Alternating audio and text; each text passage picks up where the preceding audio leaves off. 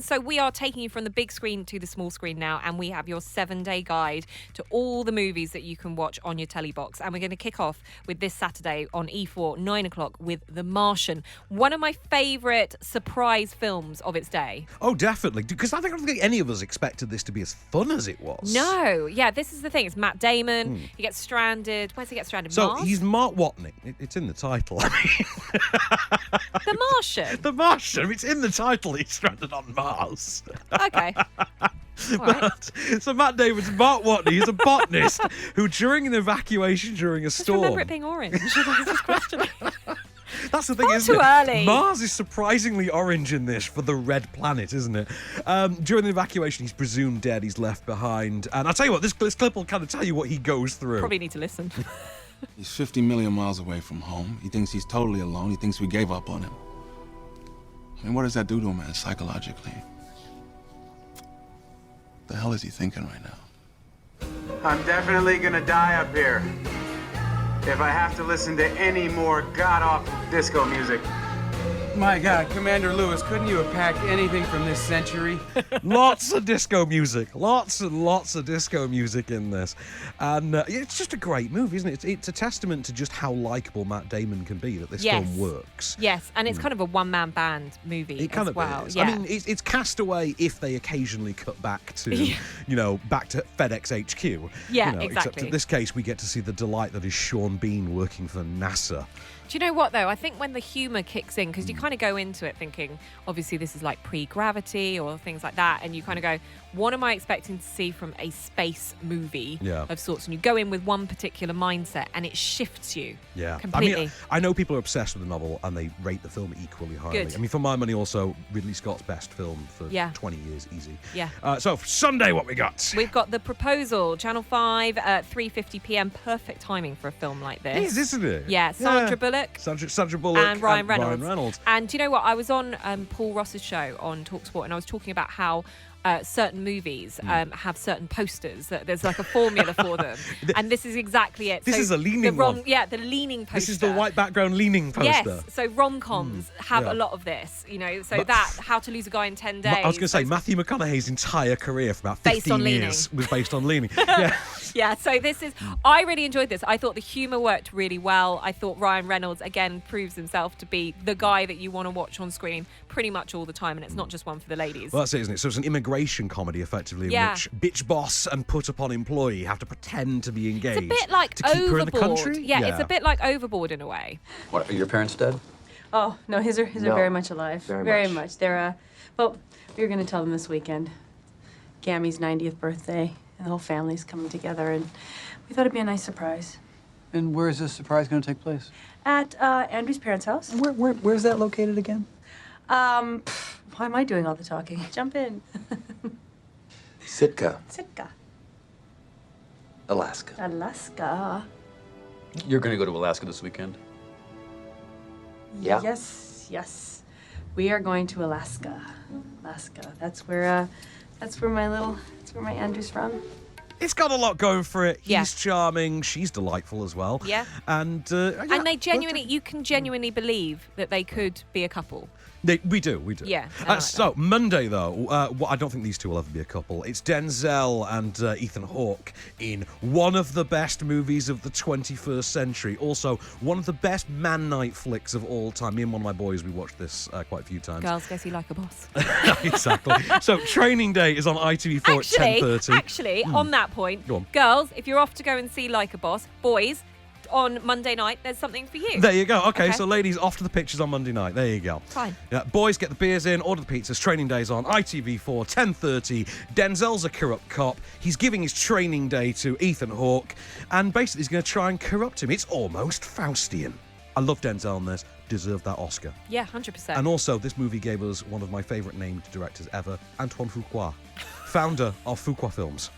So, enjoy Training Day. Over on Tuesday, it's a Michael Bay movie, and it's a surprisingly good one. Yes, I can see you looked confused. I thought it was something else. No, it's The Island, starring Ewan McGregor and Scarlett Johansson. Oh, in which what was that Leonardo DiCaprio one? It's on a... The Beach. No.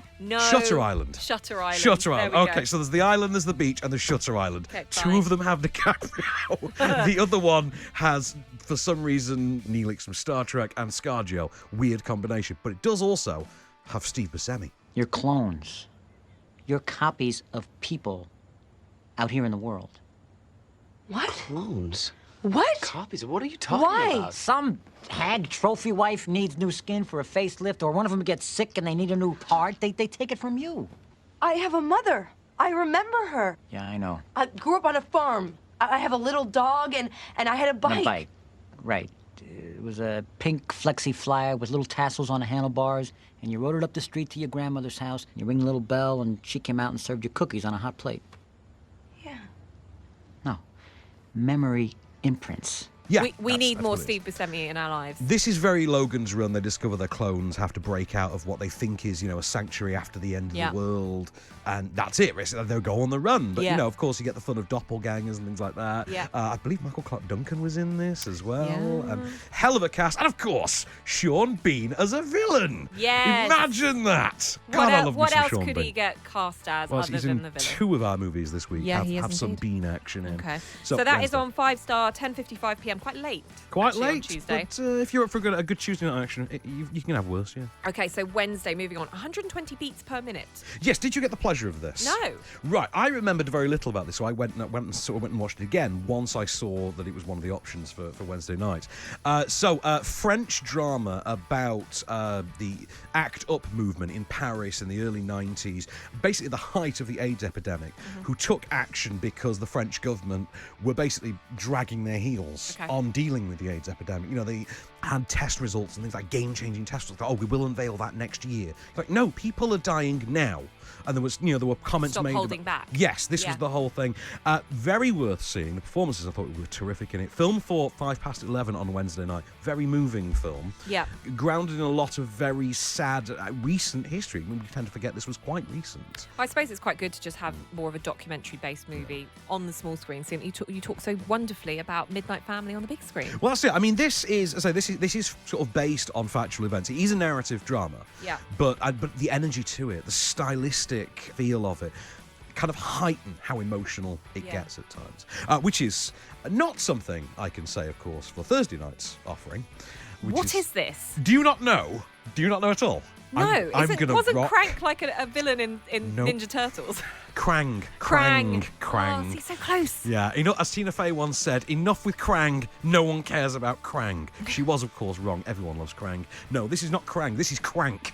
Okay. Crank is a 90-minute actioner from 2006, which stars Jason Statham and Amy Smart. Jason Statham wakes up just to discover he has been poisoned with a special Chinese poison that will kill him if his heartbeat drops below a certain level. So in other words, in almost unbroken real time, Jason Statham has to leg it across Los Angeles whilst keeping his heartbeat up using any means necessary, and this runs up to electrocution, public sexual activity, punching himself in the face, dancing, throwing himself off rooftops, everything. And all he has to do is basically find his way to the bad guy and get his cure. Now, there is a sequel to this. But what? There is, yeah. Please do not let that in any way indicate that you know how this ends. Because I promise you it doesn't, and the sequel is even more insane. This is one of the greatest out there bonkers gonzo actioners of the 21st century, and I cannot recommend highly enough that you seek it out.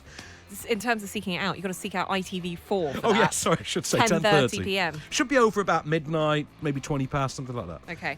Yep. Friday is The Big Sick on BBC Two at 11:05 p.m. This is Kumail Nanjiani. Nanjiani. Yeah, I wasn't a fan of this. Were you not? No. Oh, I loved this. I found this really boring. Oh!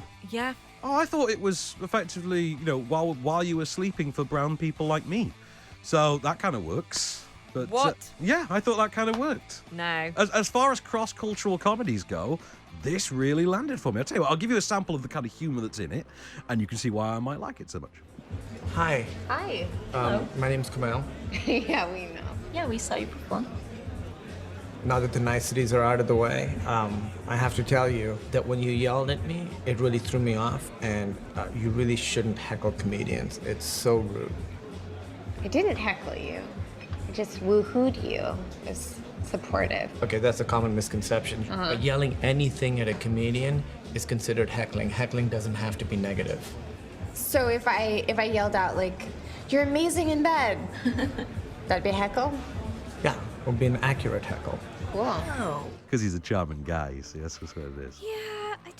Yeah, it just didn't tickle my fancy. Maybe I wasn't in the right mindset to watch No, it. I think you should check it out. It is autobiographical as well. It's based Yes, on I the do real know. story Yeah. of how Kumail met his wife. Yes, I do. And I find that quite sweet, but sometimes real stories don't really translate that well onto film. Well, I think we can guarantee that While You Were Sleeping wasn't based on a true story anyway. So. Yeah. And you know what else isn't based on a true story, Bex? Like a Boss. There's no truth in that, is there? What do you mean? Two besties setting up their own company and being bought out by a mogul. It's the dream and it's happened to some people. Don't you watch Dragon's Den? I'll get you, Perfect. And your little dog, too.